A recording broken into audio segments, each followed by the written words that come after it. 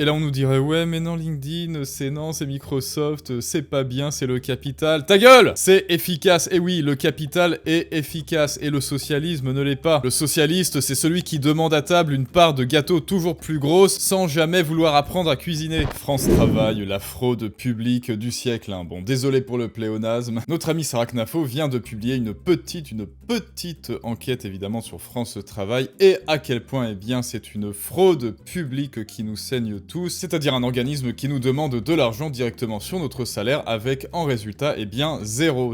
Pour commencer avec une question, est-ce que l'un d'entre vous a déjà trouvé un travail avec France Travail? Est-ce que dans votre entourage, il y a quelqu'un qui a trouvé un travail avec France Travail? Je veux dire, un contrat en CDD ou CDI, quoi. D'ailleurs, quand je rappelais qu'il faudrait supprimer, en fait, la plupart des agences, hein, vous vous rappelez du top 5 des agences les plus inutiles, avec l'agence du goût, l'agence du nettoyage lunaire, l'agence pour faire des massages à des poissons rouges. Avec notre amie Sarah, on va regarder un peu combien nous coûte, combien vous coûte, combien te coûte France Travail. Aujourd'hui, mes amis, ensemble, nous allons plonger dans les profondeurs de cet iceberg bureaucratique qu'est Pôle emploi, France Travail, la fraude à 40 milliards d'euros. Quand j'ai parlé de France Travail et de ses 54 000 salariés, donc en fait, peut-être que c'est en milliards, hein, c'est en milliards cet iceberg, le directeur général a répondu « Enfumage, mensonge !» Pourtant, je n'avais encore rien dit. Ah, petite surréaction du chinchilla cardiaque qui est le DG de Pôle emploi. Salaire mirobolant, scandale, souffrance des salariés, fête somptuaire, défaillance. L'heure est venue. Allez, plongeons dans la première strate de l'iceberg. D'abord, sachez que le mécène de France Travail, eh bien c'est vous, eh oui, c'est toi, c'est moi, c'est nous, pour financer, ah oui, les 43 milliards, oula 43 milliards dont dispose France Travail. Vous devez payer une assurance chômage. Une partie au cas où vous seriez au chômage, le reste pour France Travail, alors que, évidemment, si à la place on vous laissait cet argent sur votre salaire brut, que vous l'épargniez et que vous le mettiez sur du SP500 ou du Word,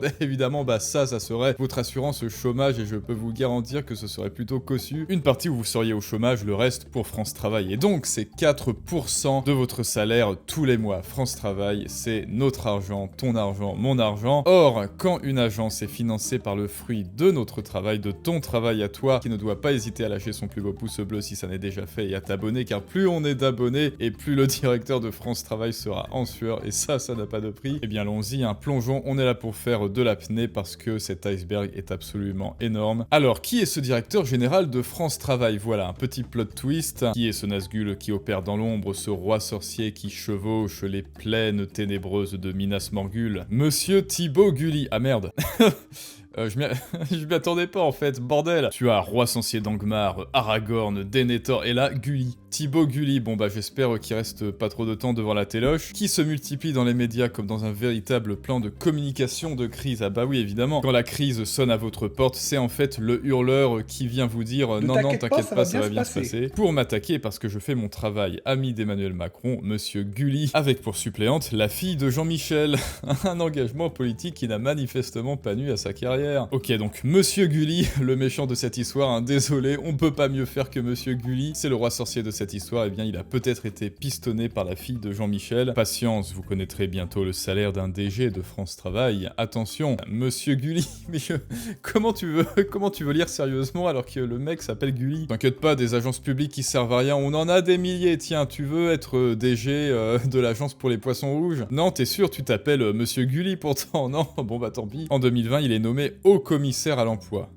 Risitas vient à notre aide. Allez les amis, j'espère que vous êtes prêts, car là en fait nous en étions qu'au préliminaire de l'aventure. On va maintenant quitter la comté. Là nous sommes près de l'auberge de Bray, il pleut, c'est la nuit, et les Nazgûl vont attaquer les Nazgûl de France Travail. Qu'est-ce que France Travail, ex-Pôle emploi? C'est une agence publique avec deux missions principales, indemniser les chômeurs et les accompagner dans leur recherche d'emploi, en collectant les offres des entreprises pour les mettre en relation avec les demandeurs. Je répète, qui a trouvé un travail avec France Travail? Eh bien on a la réponse, scandale bureaucratique, c'est-à-dire pléonasme. Petite la palissade, 54 500 salariés, bordel. Je pense que si on supprime France Travail et qu'on met au chômage ces 54 000 salariés, ils trouveront plus facilement de travail que s'ils étaient restés à France Travail, et ils en feront de même avec leurs anciens clients, en leur disant tout simplement, va sur LinkedIn, 960 psychologues de travail, ok, donc c'est l'agence des déprimés quoi, en service civique, 7000 pour l'indemnisation, 32 000 personnes en recherche recherche d'emploi et mis en relation. Mon Dieu. Il y a donc 22 000 conseillers chargés de collecter les offres des entreprises. Hop, je collecte. Ah, tu as une petite offre d'emploi. Hop, je collecte. Les mettre en relation avec les demandeurs. Cela vous rappelle quelque chose? C'est normal. C'est aussi ce que font des dizaines de plateformes sur Internet, des centaines de cabinets de recrutement et des milliers d'agences d'intérim qui, elles, sont privatisées et qui, certainement, font bien mieux le boulot. Donc là, déjà, hein, on est aux abords de la comté, on sait déjà que ça pue, hein, que cette aventure, elle pue,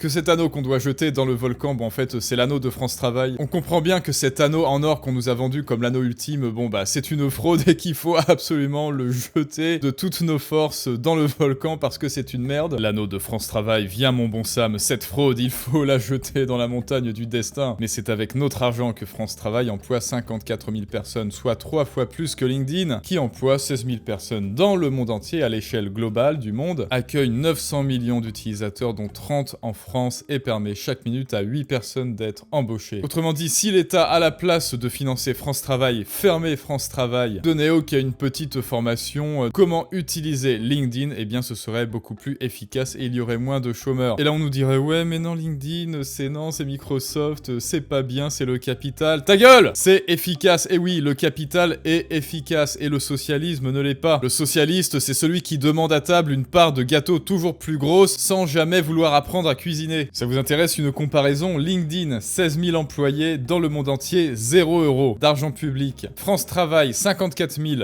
en France, 6 milliards de putain d'argent public. Est-ce que tu le sens, Frodon, à quel point cet anneau est une grosse merde, une énorme fraude qui te ponctionne toute ton énergie? Et c'est pourtant loin d'être fini, car le grand méchant, le roi sorcier Gulli, n'en a pas fini de nous révéler tous ses secrets. Attention, là nous allons entrer dans les abysses. Sur une année, France Travail ne permet qu'à 12,9% des chômeurs de trouver un emploi. France Travail échoue donc pour 87% des chômeurs inscrits chez elle. Évidemment, si la France sortait un peu de sa bulle, de son fantasme d'argent public, dans son petit monde fantasmagorique d'argent public, où de l'argent tombe en pluie d'or dans les agences, enfin en pluie d'or non, on le prend de votre poche, et que soit on supprimait les agences, soit on privatisait tous ces services publics, c'est-à-dire qu'on les mettait au diapason sur la loi du marché, et donc que ça devenait des services méritocrates, des services qui survivent si et seulement si ce sont des services bons, efficients et qui rapportent du fric. Et ben là en fait 90% alors des journaux déjà genre Libé mettraient la clé sous la porte et l'État ne serait pas un État aussi obèse que maintenant. Car dans le privé 87% d'échecs, tu mets la clé sous la porte day one, mais pas chez France Travail, pas en France, parce que en France il y a une pluie d'argent qui tombe magiquement sur les services publics, c'est génial. Donc peu importe si c'est inefficace, ça n'est pas grave, tu auras toujours de l'argent. Il n'y a aucune notion de mérite parce que nous sommes au Socialistan, nous sommes à Sovietland. 13% de réussite, c'est ce qu'on appelle une déception. Donc même face à la Cour des comptes, la combine de France Travail, c'est toujours attaquer le messager pour éviter de se remettre en question. Mais pourquoi se remettre en question? Pourquoi se remettre en question alors que les contribuables, ces gueux, nous donnent de l'argent pour que l'on puisse continuer d'exister? Si l'on était soumis aux lois concrètes, réelles, aux lois du réel, c'est-à-dire aux lois du marché, bon bah ça ferait longtemps qu'on se serait fait bouffer par le lion de la savane,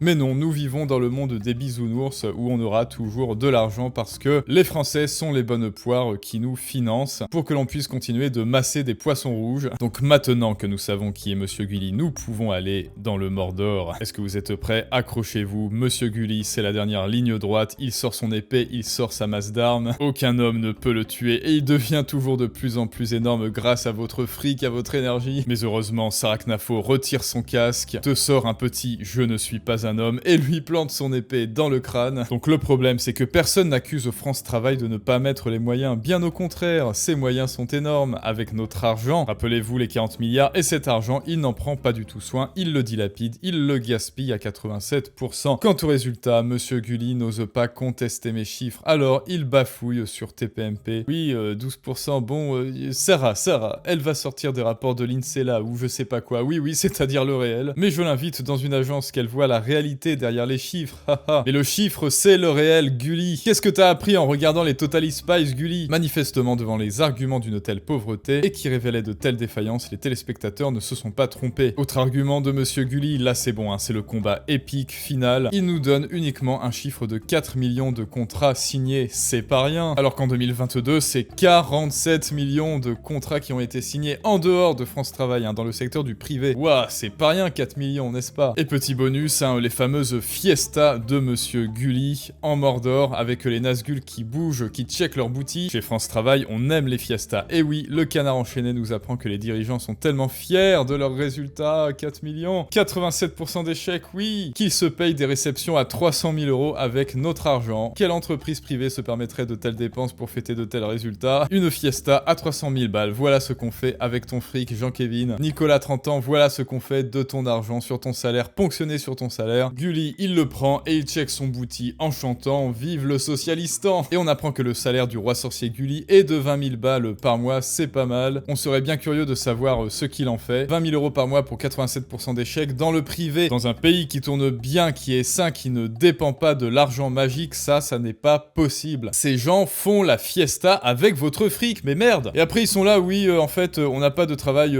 pour vous. Par contre, oui, excusez-moi, j'ai un peu la tête dans le coltard. J'ai fait la fête toute la nuit hier, hein, avec des escortes, du Dôme Pérignon, hein. Merci d'ailleurs, merci. On découvre aussi que les dirigeants de France Travail, alors là c'est les gros dossiers, profitent de largesses invraisemblables et de rémunérations géantes malgré un service nul, de la merde. Voilà, dit défaillant, d'accord, défaillant. Des salaires de 14 000 balles par mois si vous hésitez entre une carrière dans la banque d'affaires et un poste de cadre chez France Travail, n'hésitez plus. Et alors là, c'est pour ceux qui sont restés, qui ont été assez courageux pour tout écouter et rester jusqu'à la fin de la vidéo, c'est le petit bonus. Sur TPMP, Gulli, désolé, hein, mais je ne m'y fais pas à ce nom, nous parle d'une convention. Déjà, le mec s'appelle Gulli, qu'est-ce qu'il fait en directeur général? Bon bref, il aurait signé une convention avec LinkedIn pour recruter. Mais nous apprenons que nous payons tous les mois 54 000 personnes pour qu'ils mettent sur leur site des offres venues d'autres plateformes. Et oui, vous ne rêvez pas, c'est bien ce que nous dit fièrement Gulli. Nous travaillons avec les plateformes pour mettre en visibilité leurs offres. Génial! J'ai une autre idée, Gulli, et si on supprimait France Travail et qu'on laissait ces plateformes privées faire leur taf? France Travail paye des entreprises pour former ses salariés au développement des compétences, c'est-à-dire à son propre cœur de métier, quoi. Autrement dit, c'est un MLM, hein, c'est une pyramide de Ponzi. Viens, tu veux être conseiller Pôle emploi? Comme ça, argent magique, et comme ça, on taxe encore plus, et comme ça, toujours plus de chômeurs, et toujours plus de conseillers Pôle emploi, et en fait, la France entière sera conseillée Pôle emploi. France Travail paye une myriade de sous-traitants pour qu'ils exercent à sa place ses propres missions. Non mais vraiment, de la pure merde, quoi. Celles pour lesquelles nous rémunérons 54 000 salariés. 54 000 salariés, mais putain, mais Elon Musk, Javier Milei, venez en France, faites passer la tronçonneuse. Fais comme sur X, Elon Musk, va à France Travail avec ta fontaine là, et hop, tu es viré.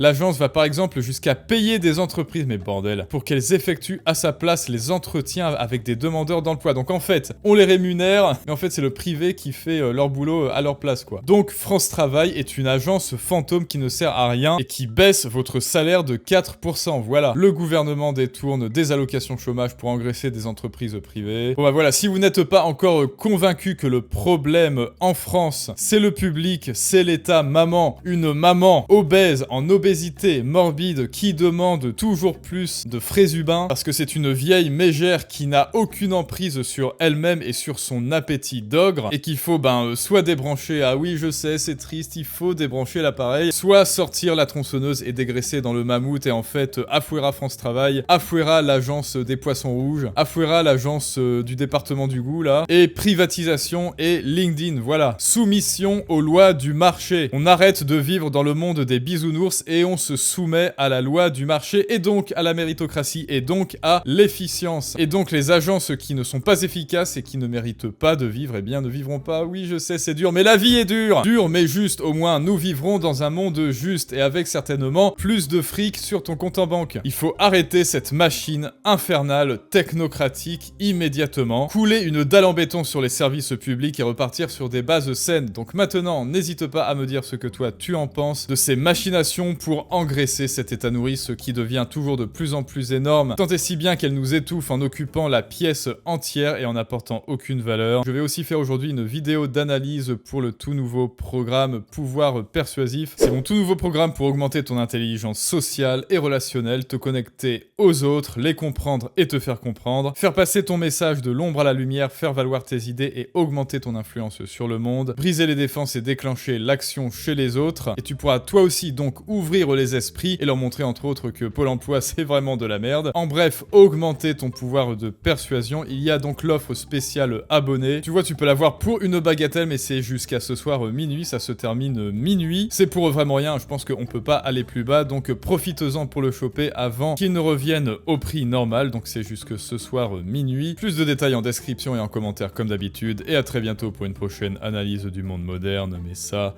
c'est une autre histoire.